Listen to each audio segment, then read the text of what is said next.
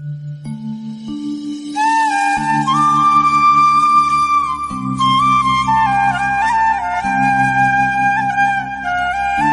दर्शकों, नमस्कार।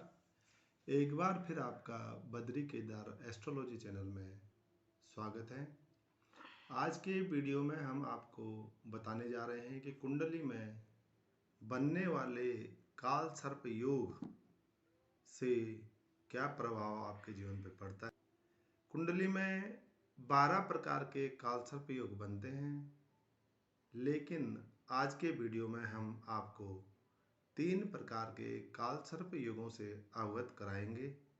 इसके बाद अगले 3 वीडियो में 3 प्रकार के काल सर्प योग बनाने के लिए अलग अलग वीडियो डालेंगे, जिससे आप पूरे 12 प्रकार के काल सर्प योगों से अवगत हो जाएंगे और स्वयं अपने कुंडली में देख पाएंगे कि हमारे कुंडली में ऐसा कोई योग बन रहा है या नहीं बन रहा है और किस योग के बनने से क्या प्रभाव पड़ता है। प्रिय दर्शकों, पहले आप यह जानें कि कुंडली में काल सर्प योग कैसे देखा जाता है। जो ये क्या है, राहु है प्रथम भाव में, सप्तम भाव में केतु है। जब राहु और केतु के बीच में सारे ग्रह आ जाते हैं, मतलब इससे बाहर एक भी ग्रह नहीं होता, सब राहु और केतु के बीच में आते हैं, तो कुंडली में काल सर्प योग बनता है। पहला जो काल सर्प योग होता है उसे कहते हैं अनंत काल सर्प योग। जब कुंडली के लग्न में, इसे कहते क्या कहते हैं, ये पहला भाव क्या कहते हैं, लग्न, या प्रथम भाव भी कह सकते हैं। जब कुंडली के लग्न में राहु हो और सप्तम भाव में 1 2 3 4 5 6 7 सप्तम भाव में केतु हो, तो अनंत काल सर्प योग बनता है। क्या बनता है? अनंत काल सर्प योग बनता है। इस योग के बनने से जिस किसी की भी कुंडली में यह योग बनता है, वह कभी भी शांत नहीं रहता। झूठ बोलना और षड्यंत्र करने के कारण वह फंस जाता है और उसे कोर्ट कचहरी के चक्करों में जो है पड़ना पड़ता है। कुंडली में जो दूसरा योग बनता है वो बनता है कुलिक काल सर्प योग। कुलिक काल सर्प योग, जब कुंडली के द्वितीय भाव में राहु हो और अष्टम भाव में केतु हो, तो कुंडली में कुलिक काल सर्प योग बनता है। जिस किसी की भी कुंडली में यह योग बन रहा हो, उस व्यक्ति को या उस स्त्री को पुत्र सुख में कमी मिलती है, जीवन साथी के सुख में कमी मिलती है और पिता के सुख में भी जो है कमी मिलती है। ऐसे व्यक्ति को गुर्दे की बीमारी भी हो सकती है और उसे अनेक जगहों में अपमान सहना पड़ता है। कुंडली में जो तीसरे प्रकार का काल सर्प योग बनता है उसे कहते हैं वासुकी काल सर्प योग। यह कब बनता है?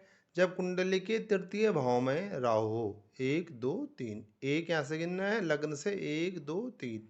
जब कुंडली के तृतीय भाव में राहु हो और उसके नवम भाव में, माना यहाँ से गिनेंगे हम 1 2 3 4 5 6 7 8 9, माना राहु से सप्तम नवम भाव में केतु हो, तो इस प्रकार जब राहु और केतु कुंडली में बैठे हों तृतीय और नवम भाव में, तो तब बनता है वासुकी काल सर्प योग।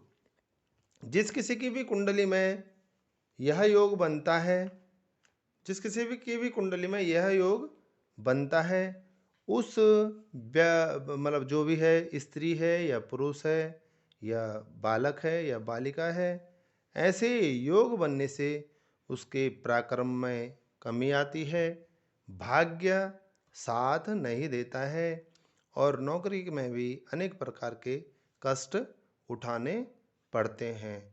तो ये 3 प्रकार के योग हमने आपको बताए। पहला है अनंत काल सर्प योग, दूसरा है कुलिक काल सर्प योग और तीसरा है वासुकी काल सर्प योग।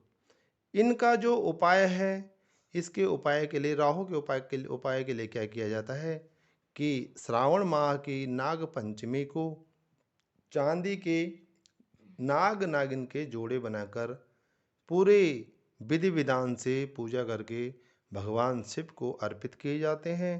और आप इस मंत्र का भी उच्चारण इसमें कर सकते हैं।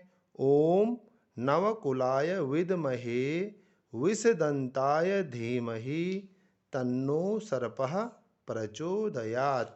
ओम नवकुलाय विद्महे विषदंताय धीमहि तन्नो सर्पः प्रचोदयात्।